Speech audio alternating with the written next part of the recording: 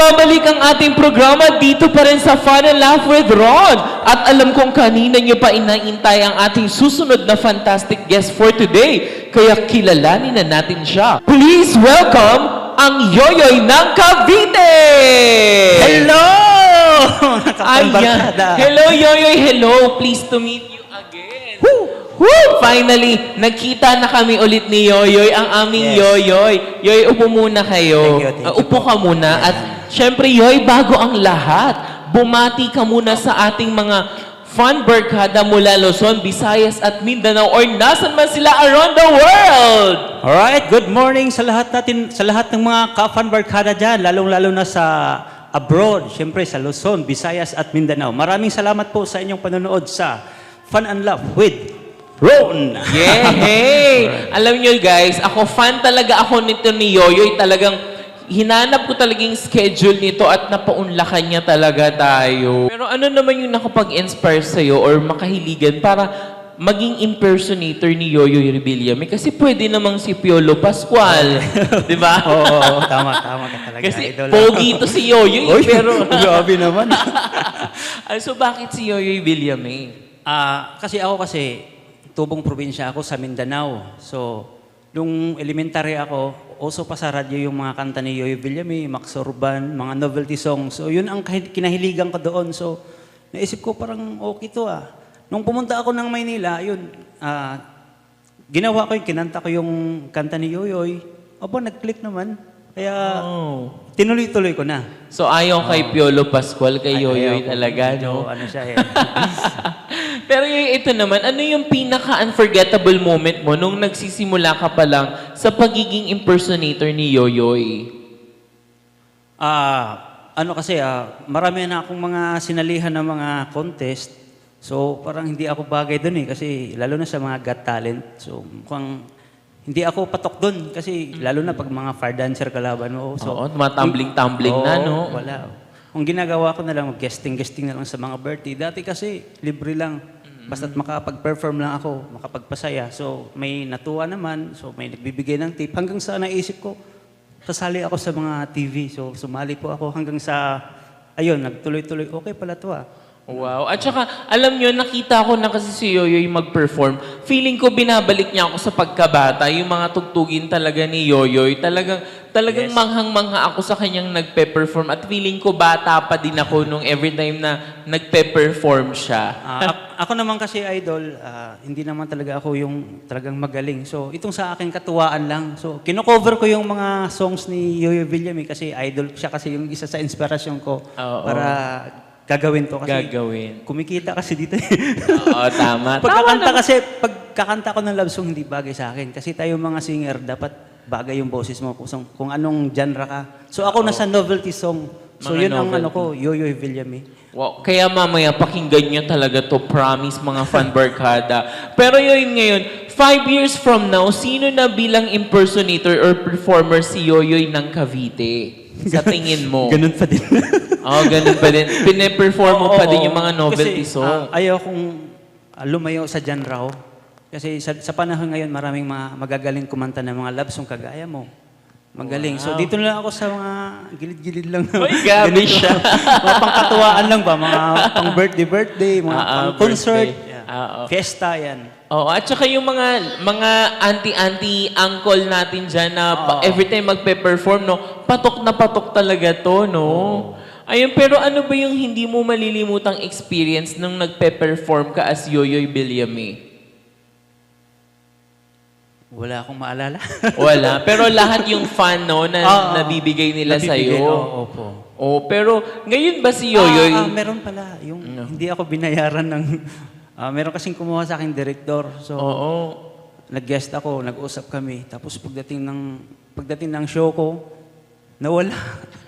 Talaga? Yun ang pinaka-ano ko na tinatandaan ko yung direktor na yun. Pero wala na siya. Patay na. Patay. Akala ko kukunin ka kasana niya ulit. Anyway, pero at least naging lesson na din yan. Yes, pero ngayon ba si Yoyoy ay marami nang kumukuha ng mga gigs? Yes, idol, meron naman kahit pa paano. At may mga direktor ako na tumatangkilik naman sa akin. May mga regular client din ako, mga promoter, ayan. Yan. Pero sa ngayon, hindi ko muna i-ano yung mga schedule ko kasi Napupurnada, no? abang wala pa yung signing contract, kung ano na. Oo, tama. Hindi, totoo yun kasi hanggat wala pang pirmahan ng kontrata, pwede pa talagang mausugin kasi Yes, totoong yes, may totoo evil yan, eye. Ayan. Minsan nga idol, nasa biyahe na ako, tapos biglang tumawag cancel. Talaga. Kaya hindi ko maiwasan. Kaya mas maganda talaga may kontrata o kaya kung walang kontrata, down payment. Ganun. Down payment, Lalo na pag oo. mga big event, mga variety show, fiesta, birthday. Pero minsan naman, pag sinabi na wala akong may down payment, okay lang naman, napag-uusapan naman yun.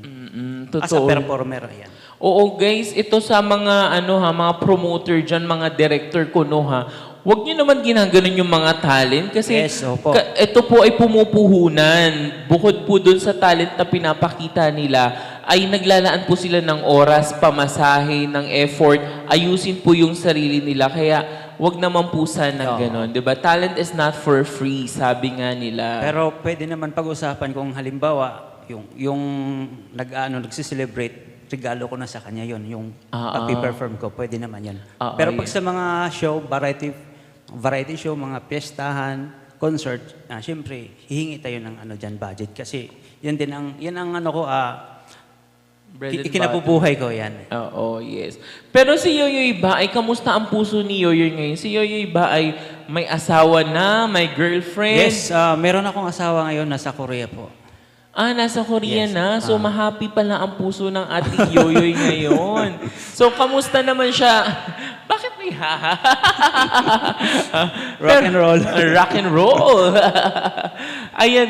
Pero, kamusta naman siya na as you na ginagaya si Yoyoy? Very supportive ba siya? Yes, opo, supportive po. Ayan. Pero, ngayon, ano naman yung nararamdaman mo na maraming nagsasabi na kahawig or kawangis mo talaga si Yoyoy Villame? Hindi naman, sa akin hindi naman, parang ano lang. Ang nakikita ko kasi si Piolo eh. Yolo. Version to, sariling ko. Medyo palabiro kasi talaga kami dito doon.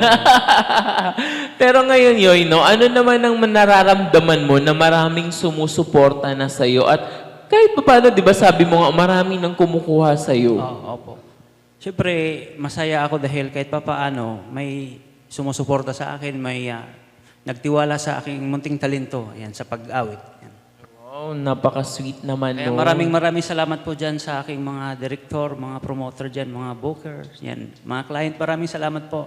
Ayan. Speaking of that, si Yoyoy ba mahal maningil or napag-uusapan? Siyempre, napag-uusapan naman. Minsan naman, bababa ako, depende sa client. Oo, depende daw yun Kasi sa ang client. pinaka-importante dyan yung paano ka makisama. Pero kung halimbawa, alam mo naman na medyo malaki yung kontrata niya, siyempre, ibigay mo yung price mo talaga.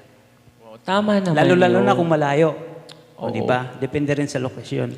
Tama. Pero ngayon yun, ano naman ang nararamdaman mo na marami ng award giving ang nagre-recognize sa'yo bilang isang artist? Siyempre, masaya po kasi first time akong magkaroon ng ganun ng mga award. Masaya ako nun. Siyempre, galing sa probinsya, galing sa Dinagat Island, tapos pagdating ng Manila, magkakaroon ka ng award kung hindi ko expect yung ganun. Oo, parang feeling mo na dagdagan ka ng Oh, yes. fire, eh, no? Opo. Na parang, ay, na-recognize ako, no? Yes. Pero Maraming dito- salamat po sa inyo, mga idol, mga boss. Ayan. May gusto ka rin bang sabihin sa mga taong patuloy na sumusuporta sa'yo sa mga ganap mo sa buhay? Sana po huwag kayong magsawa. Tayo-tayo lang naman dito. Ayan, thank you, Idol. Pero talagang tunay na nakakatuwa at nakaka-inspire ang ating fantastic guest na si Yoyoy Villame. Utang na tayo